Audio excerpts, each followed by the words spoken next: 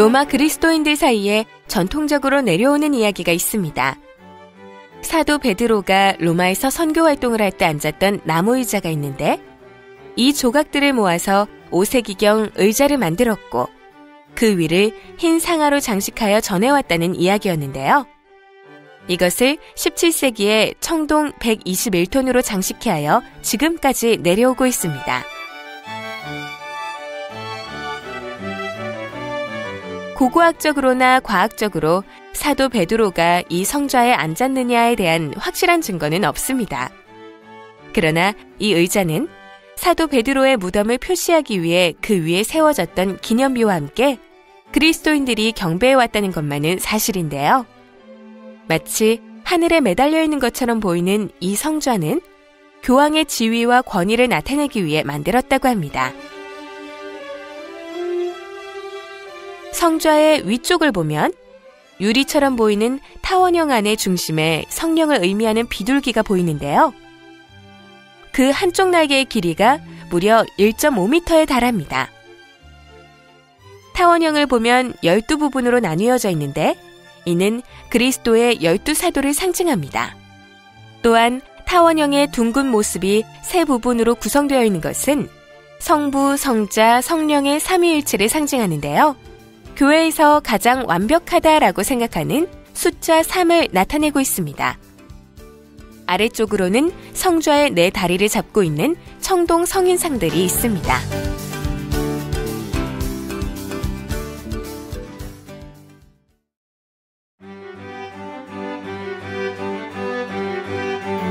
이 성 베드로상은 고대 로마식 복장을 하고 있으며 왼손에는 열쇠를 들고 오른손은 축복을 내리고 있는 모습입니다. 13세기 말의 작품으로 성 베드로의 오래된 대리석상에서 영감을 얻어 청동으로 만들었다고 합니다. 베드로의 청동상을 보면 특히 그의 오른발이 유달리 반짝이는 걸 볼 수 있죠? 이는 바티칸을 찾는 수많은 순례자들이 발에 입을 맞추고 만지기 때문입니다. 지금도 많은 관광객들과 순례자들이 베드로의 발에 입맞춤하려고 긴 행렬을 이루는 모습을 볼 수 있습니다. 이런 관습은 1857년 교황 비오 9세가 베드로 대성당에 와서 성 베드로의 상에 입맞춤하면 자신의 남은 죄를 감면해주는 전대사를 받을 수 있다고 했기 때문인데요. 해마다 베드로의 축일인 6월 29일이 되면 이 초대 교황의 청동상에다 붉은색과 금색으로 된 화려한 망토를 입혀줍니다.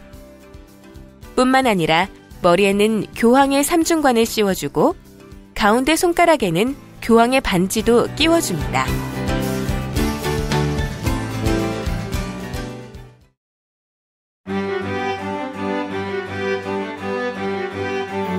교황 알렉산드르 7세는 제237대 로마 교황으로 1655년부터 1667년까지 재위했습니다. 이 기념비는 베르니니의 마지막 작품으로 교황 알렉산드르 7세의 죽음을 맞이하여 그에게 각별한 감사의 마음을 가지고 제작된 것입니다. 알렉산드르 7세는 베르니니를 특히 아끼어 그에게 베드로 성당의 주랑과 베드로의 성좌 같은 중요한 작품을 위탁했고 그를 위해 베르니니는 80이 다 된 나이에 최후의 걸작을 창조했습니다. 거대한 장막 사이로 죽음을 상징하는 해골이 모래시계를 교황에게 보여주며 시간이 다 되었다는 것을 알려주고 있는데요.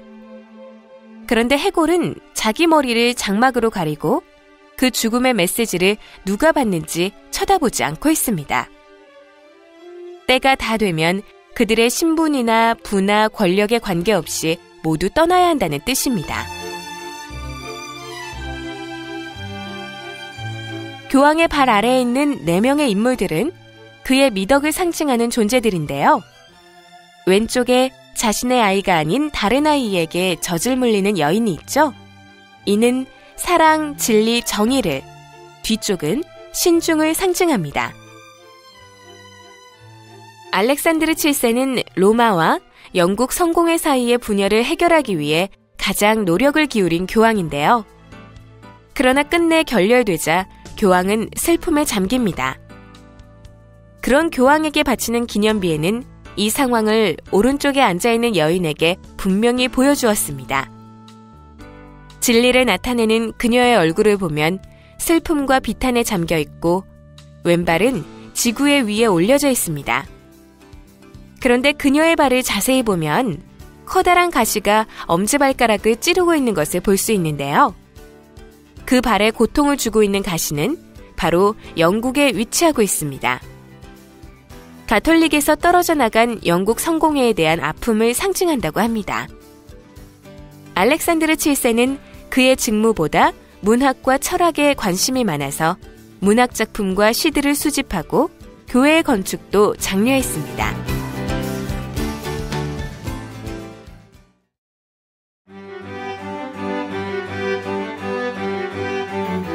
교황 그레고리오 13세는 제226대 교황으로 이탈리아 각지에 신학교를 설립하고 교회 법전을 펴냈으며 동양 선교에도 노력한 교황입니다. 또한 그레고리력을 1582년에 만든 사람입니다. 그레고리오 13세는 기원전 45년에 율리우스력을 고쳐서 현재의 윤년을 끼워 태양력을 나타냈는데요. 처음 그레고리력이 나왔을 때 개신교를 신봉하던 제후들과 동방정교회는 이 조치를 받아들이지 않았지만 오늘날에는 거의 모든 나라에서 그레고리력을 사용하고 있죠. 그를 기념하여 만든 기념비입니다.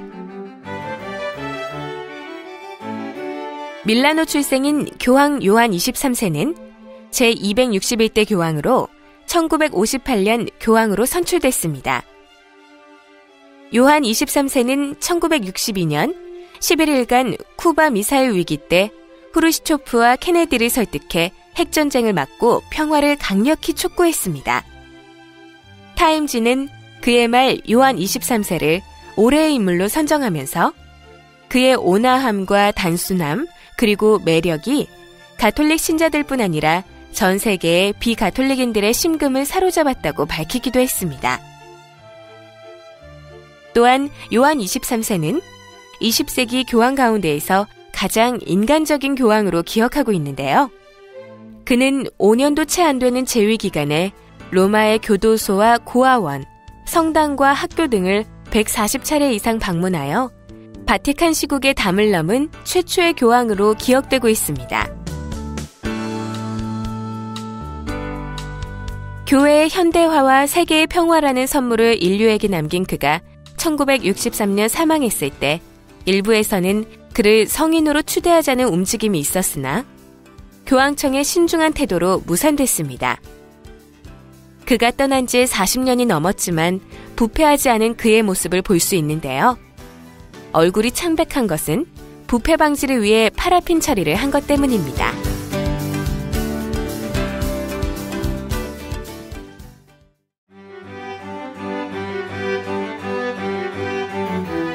성 레오 1세의 제단 위에는 부조가 있는데 교황 이노센트 10세의 주문으로 만들어진 작품입니다.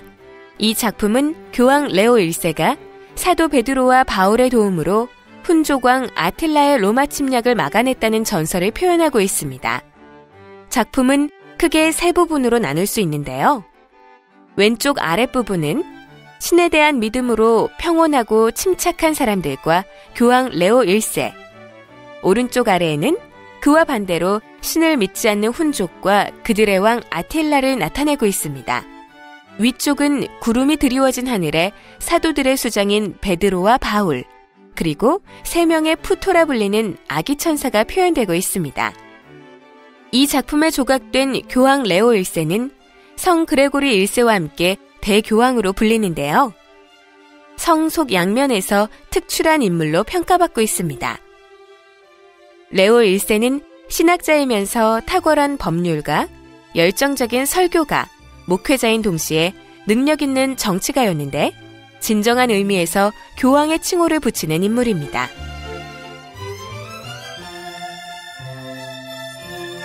그의 재위 기간은 고대에서 중세로 전환하는 격동기였습니다.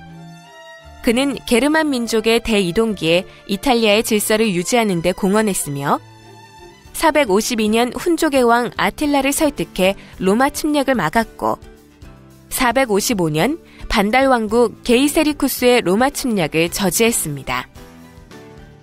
아틸라는 훈족의 왕으로 페르시아 제국의 다리우스 1세, 몽골 제국의 칭기스칸과 함께 아시아인으로 유럽을 침공하는 데 성공한 세 사람 중 한 명입니다.